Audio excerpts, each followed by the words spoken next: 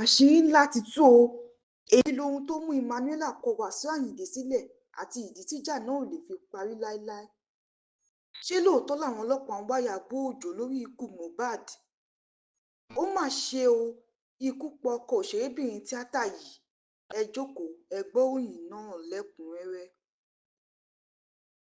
tó lóúnjẹ bá rí ni bá rojú á fi àìjẹ tẹ́ lọ́rùn ló dá lórí ọ̀rọ̀ Emmanuel Amóhùnrọ́pò ìyàwó K1 látàrí ohun tó ṣẹlẹ̀.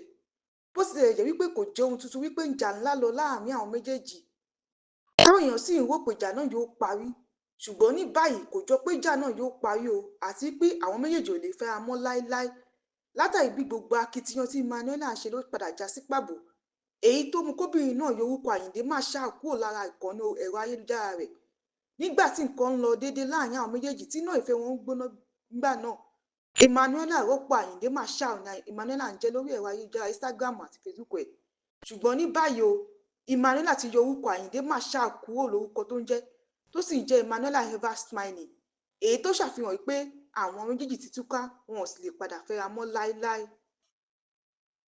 lórí ìròyìn tó ń lọ nígboro ayé wípé àwọn ọlọ́pàá ń wá gbajúmọ̀ òṣèrébìnrin ilẹ̀ wa ìyẹn Ìyábọ̀ Òjó lórí ìkànnì WhatsApp tí wọ́n ní wọ́n ṣí lórí ọ̀rọ̀ ikú Mohbad tí wọ́n ń wádìí, káwọn kan sì sọ pé ọlọ́pàá ń wá tó bá ti dé láti orílẹ̀-èdè Canada tó ń lọ láti lọ bọ́mọ rẹ̀ ṣe lọ́jọ́jọ́ ọmọ.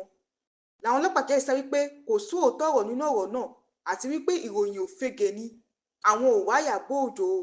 wọ́n wá gba àwọn aráàlú níyànjú láti máa wádìí ohun gbogbo dájú kí wọ́n tó máa tan ìròyìn káàkiri, pàápàá jùlọ ìròyìn òfegè.